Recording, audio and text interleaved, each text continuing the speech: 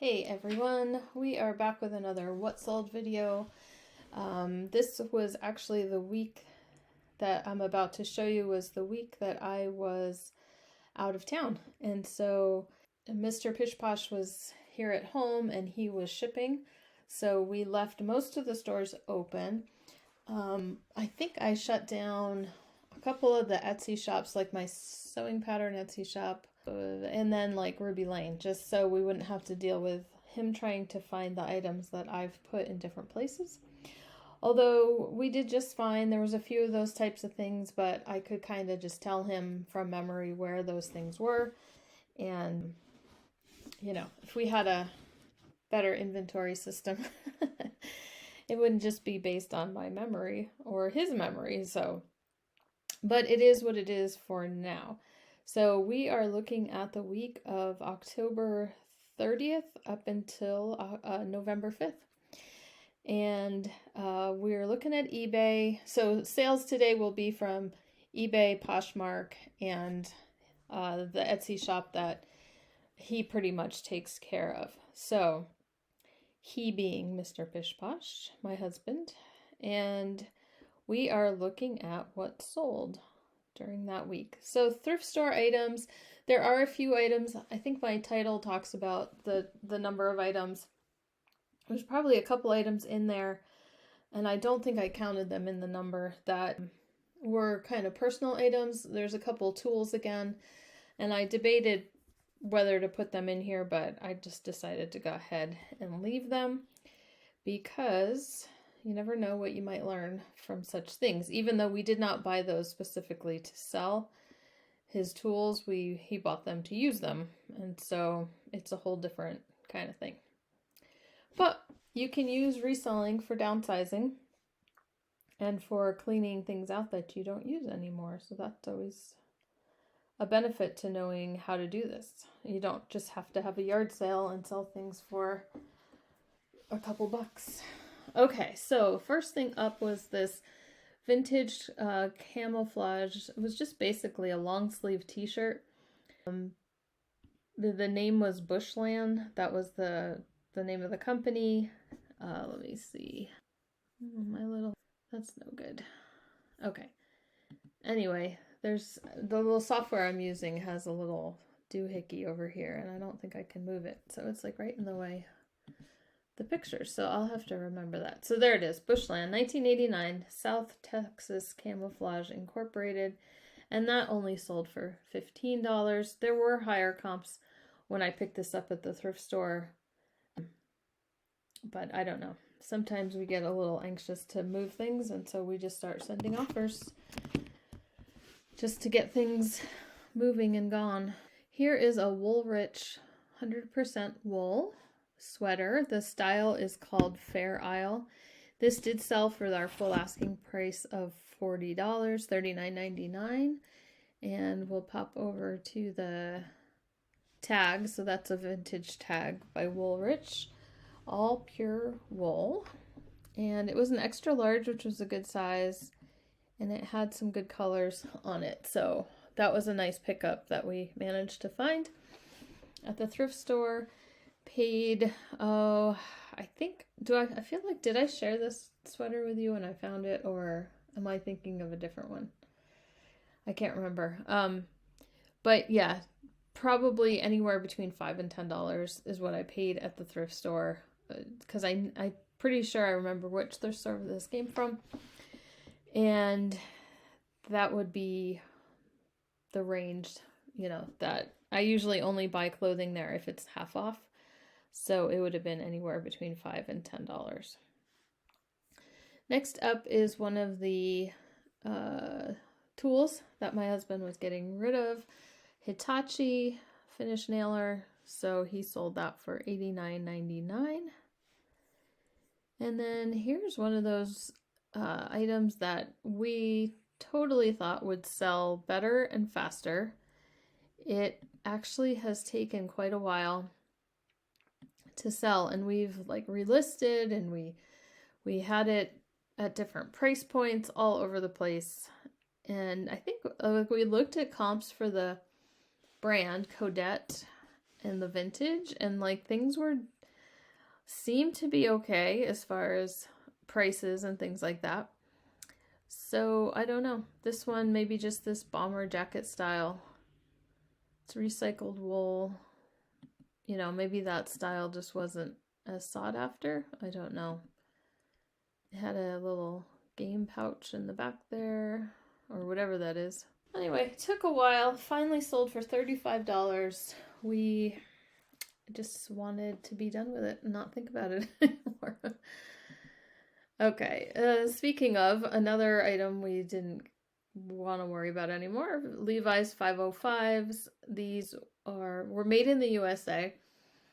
These were found at the bins, and obviously they're just very distressed and beat up and everything like that. So, you know, we weren't going to get like crazy good money for them. We just needed someone who wanted that distressed look to their jeans. And we took an offer for $15. Woohoo, not getting rich over here this week, but that's okay. Yeah, so sales that week, I noticed, I think I mentioned it in my last What Sold video, that like the last couple weeks or so have been okay. Like things have been moving, but they only move if we're willing to go down quite a bit in price. So that's just kind of an interesting phenomenon that we're seeing. So yeah, buy cost is probably going to be way more important, especially if things get tighter and tighter for people. And so we're going to want to make sure our cost of goods is as low as we can possibly handle, or just kind of keep on working on selling off the things that we have already acquired. And then, I mean, so that's the good thing. Like these were at the bin, so they were less than $1, less than 50 cents, probably less than even 25 cents, most likely, depending on how many items we bought that day. Here's a set of serving flatware, stainless steel. The brand is Oneida. Always am happy to pick up, especially older Oneida. The pattern, you can see it, is called Chateau, and I actually just picked up more of this pattern. So I bought a whole bunch of pieces. It turns out it didn't have salad forks, so I'm not going to sell it as a set, but I generally tend to break up my... If I get a larger lot of flatware, I sell it in smaller lots or smaller, you know, amounts. Usually 2 pieces, 4 pieces is like my standard for like 4 dinner forks, 4 salad forks, that type of thing. This was the serving pieces, so I just put them all together for $25.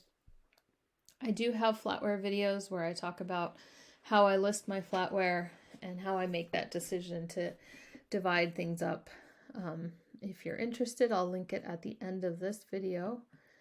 And anyway, yeah, so serving pieces. So Chateau is an okay, like people want it, but it's not like crazy high prices. So it turns out I've got some dinner forks.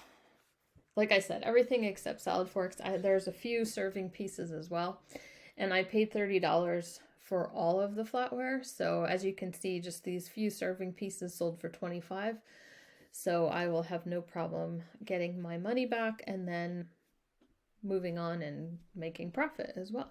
This was kind of a fun sale. This one was, let me think what I wanted to share the feedback with you on this one. So I did get a question from the buyer about exactly how the canvas was attached to it. And it was just kind of on, as you can see right here, it's just kind of on this like foam board, and all they did was do straight pins right into there. So it could pop off real easily. There was no glue or anything like that. So she asked me to confirm that.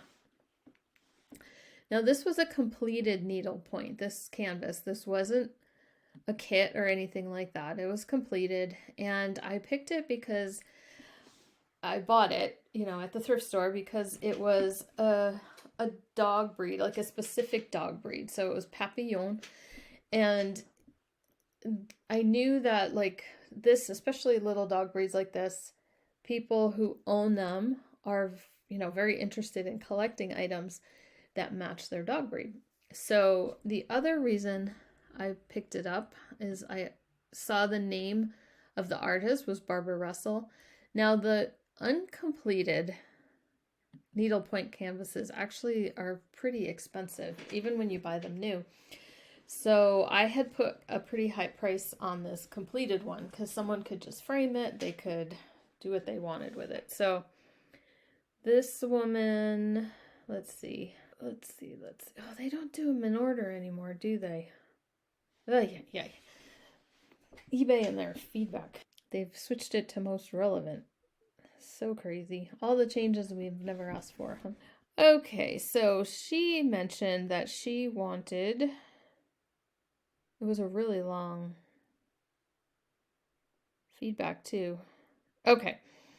Yes, so they wanted, she said she was reluctant to buy this at first. Her feedback was very, very long. So it was interesting. She was reluctant to buy this at first. It had a backing, but the seller was very agreeable to looking at the item and sent me a note that it was only pinned to the mounting board, which meant I could make a cushion from it. I was thrilled. This papillon looked like a wild and crazy guy and promptly bought it. So, yeah, a lot of information she gave there. That was only part of the feedback that she left, but I'm thrilled that she was happy. And we sold that one for, I want to say $65 is what that sold for. So, you know, less than we had originally asked, but I'm so glad. I knew it just, we needed to find the right buyer who wanted a papillon completed needlepoint that they could frame, or they could, as she said, make a cushion from it. All right, next up, I sold another one of my fabric panels. So if you saw my fabric video, this was one of the ones I got done in my listing challenge. And I have a board. Wow, man, words are not coming to me this week. I have not a roll, kind of like a roll. I can't think of the words. Okay, I have a bunch of these wall hanging by Disney, by Pixar. Okay, and they're fabric panels, and so they're on the word is so totally gone, but they're on a roll, let's just say, and I can just cut them off when each one sells. Okay, so I had listed 5 originally, and 2 of them have sold already for $15, and I paid about $6 for the whole bolt. That's the word. I knew it would come to me. No, I didn't, but anyway, I'm glad it did. So I paid about $6 for the whole bolt, and so I've sold 2 of them for $30, and I have many, many more to come. So doing pretty good on that one. This was a flask by Stanley, and then another collaboration with Carhartt. So this was interesting. My husband listed this, sold it. I was out of town, and he was like, oh yeah, that sold. And I was like, yeah, what was that? Like, there's stuff going on in my reselling business that I don't even know about. And that's what happens when you have a partner in the business. But anyway, so we had sold, we talked about this in earlier What Sold videos, but you know, right now Stanley is kind of the hot name because of their Stanley drink containers that are all very popular. And I had found a Stanley and Carhartt collab drinking cup that was like a travel cup that was not as big as the one that's like super popular, but still kind of like, people love Carhartt and people love Stanley, and so they're kind of trendy brands at the moment. So we sold those. Like, I think we had a couple of them, right? And we sold those, and then there was some other thing we had that I sold, just a Stanley drinking cup that sold really well. And then I sold those 2 other water container drinking cups that were Stanley and Carhartt collaborations, and those sold super fast for like 40 something. So it turns out, my husband said, we've had this for a while and it's just kind of been bopping around. So I'm not sure, I'm sure we thrifted it to begin with, but he just said now that things, you know, things were kind of hot, so to strike while the iron is hot, right? And he listed it, and it sold pretty quickly for $38.99, that full asking price. Then we sold a beanie hat. This is just REI Co-op, but it's sold for $14. This came from our bins clearance center. Very basic stainless steel, kind of, you know, summertime drinking cup, camping, whatever. You could use it for camping.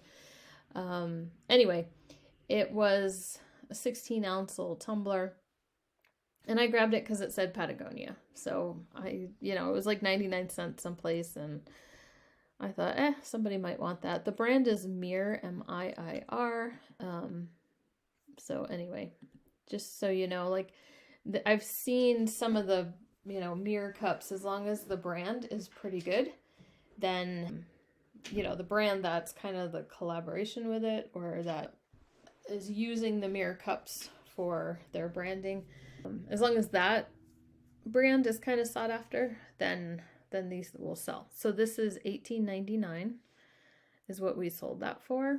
Okay, so you might be looking at this like, what in the world is that? Let's see.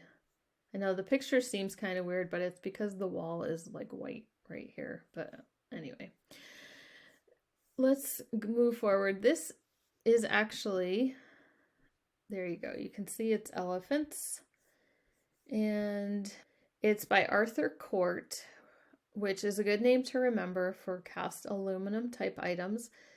Now there's supposed to be a bowl here, and we looked it up. We found the stand, and we looked up what the bowl was supposed to look like, and we went ahead and we looked through the whole thrift store to try to find the bowl that went with it, and we didn't find it. So most likely the bowl broke and everything. But we did see in comps that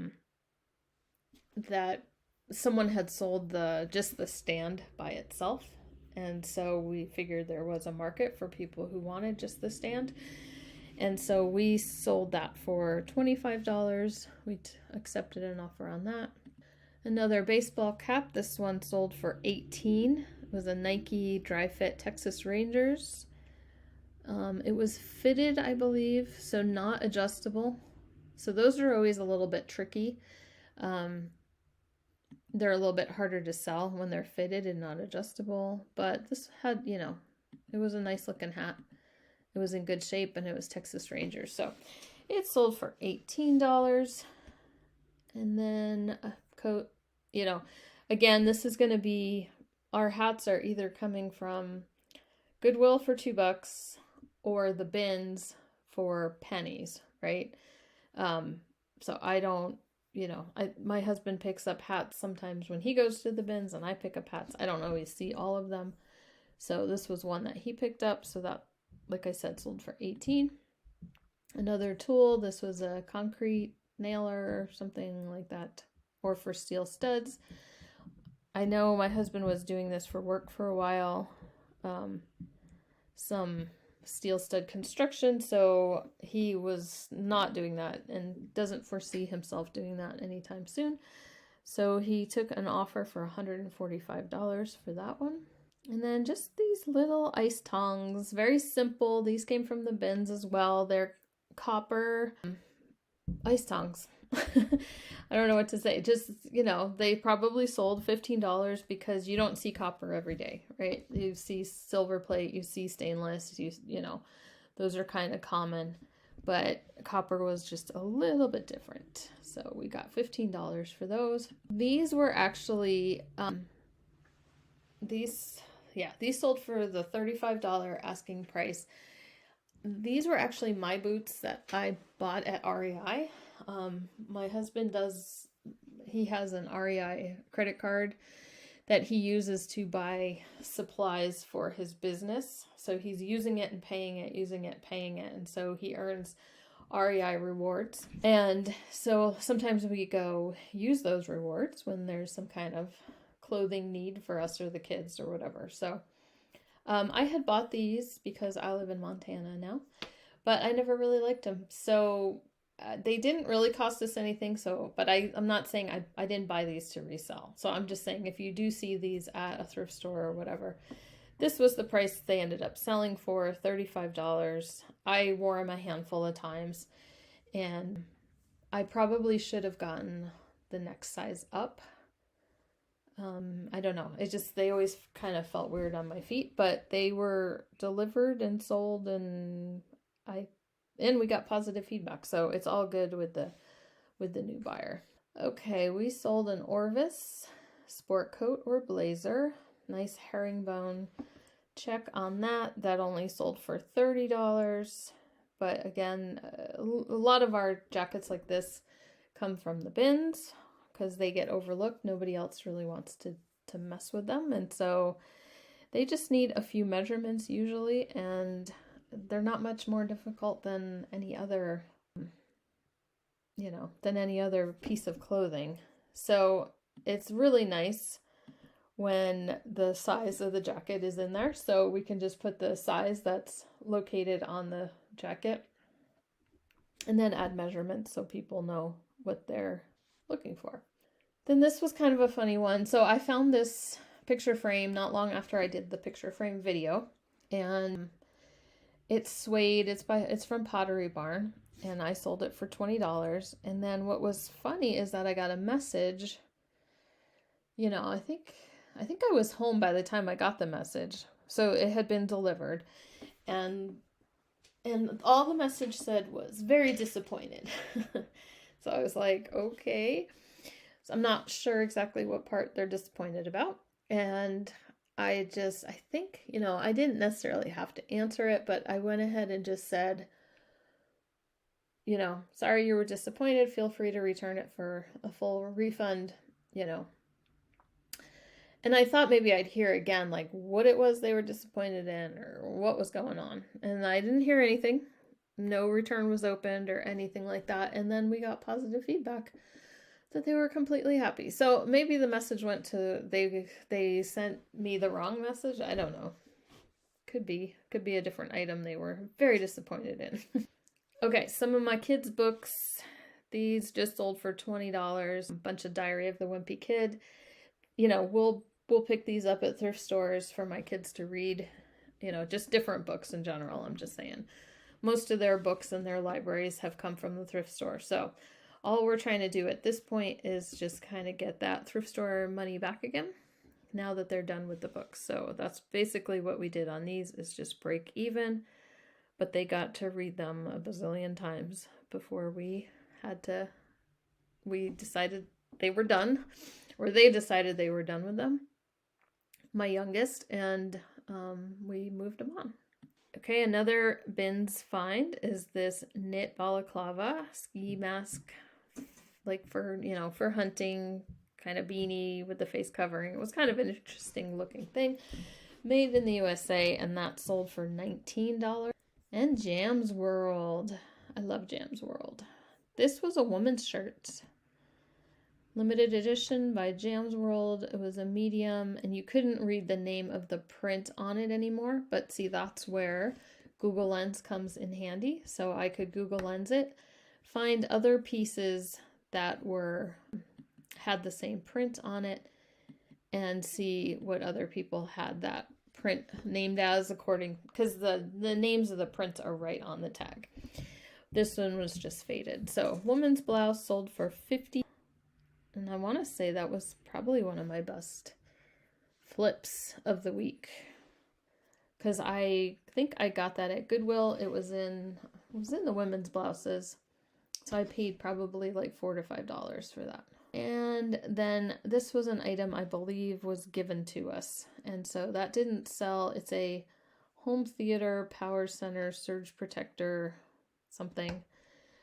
We had a bunch of just electronics type things that were just kind of random given to us, and I've had a few of the other ones in earlier what sold videos. This one sold for $65. So let's go over to Posh.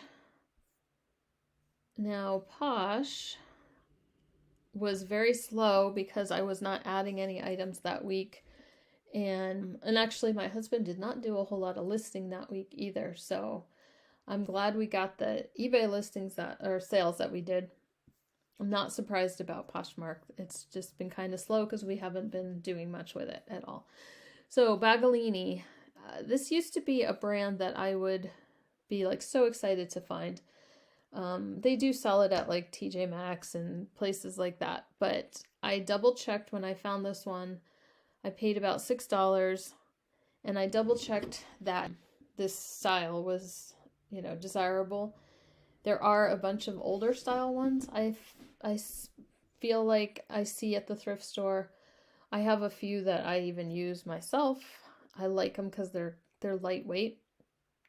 And so I double checked that this backpack type shoulder bag sling, you know, it could convert. You can unzip it could be a sling, and then you could unzip that main strap and turn it into 2 straps and wear it as a backpack. So $30 that sold for. And another little lot of books that were my kids. No big deal. Sold for $9. We hardly get anything out of that. And then a Chico's piece. This is Chico's Energy. It's just kind of, it was a lightweight, you know, nylon feeling, but polyester blend type, like a wind jacket, but just a vest. And that sold for $18. And I had bought 2 of these at the time. One's a different color, but somehow they got separated in my listing process. And so the other day I was like, oh, I have another one of those to list somewhere. And I should do it while I still have a listing that I could like sell similar from, right? I should do it soon. Over to Etsy. This was a nice sale. I remember I did pick up this utensil at the bins one day, and I should have made the little screen that you guys see a little bit bigger so you could see the whole title. But anyway, it sold for $28. It's a cocktail muddler. It's a bar accessory. It was probably part of a set originally. The handle is supposed to look like horn or something like that, and sometimes the handles are Bakelite, but I don't think that one is. I think that one was just plastic, but in very, very good condition, and that sold for $28. And we sold another one of our little organizers. $30 for this blue. This is the color I have, my personal one that I've kept. And as you can see, I think he did a little distressing on the edges of that as well. So not just the blue, but also distressed. And that was $30. I already said that. And lastly, okay, this one was a little bit of an interesting story. This did end up getting refunded. It only sold for $18, but we originally got it kind of started off a little sketchy. But my husband got a message that she was really disappointed in the size of this. Now, I mean, I guess it's a lesson. We should have probably put something on it, like a file folder for scale. We do have measurements, obviously, but as we know, people don't always look at measurements. They just look at pictures. So she sent us a picture of this next to a regular file folder, file holder type thing. And this one is very small. And like my husband used mail organizer, envelope caddy, recipe holder, brochure divider, right? Like there's all the examples he gave. He didn't even call it a file holder. So that was just an instance of a woman not being careful in her reading. But then, so my husband pointed it out, because he was like, okay, you can send it back, but just so you know, all of the measurements were in the listing.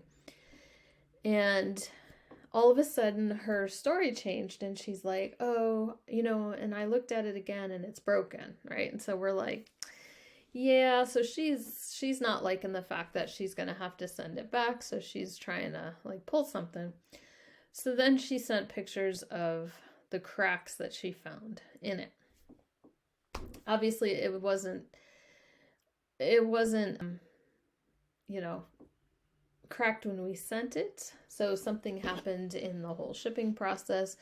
Vintage plastic can be a little bit brittle. So even though Mr. Pish Posh packages super well, these things do happen.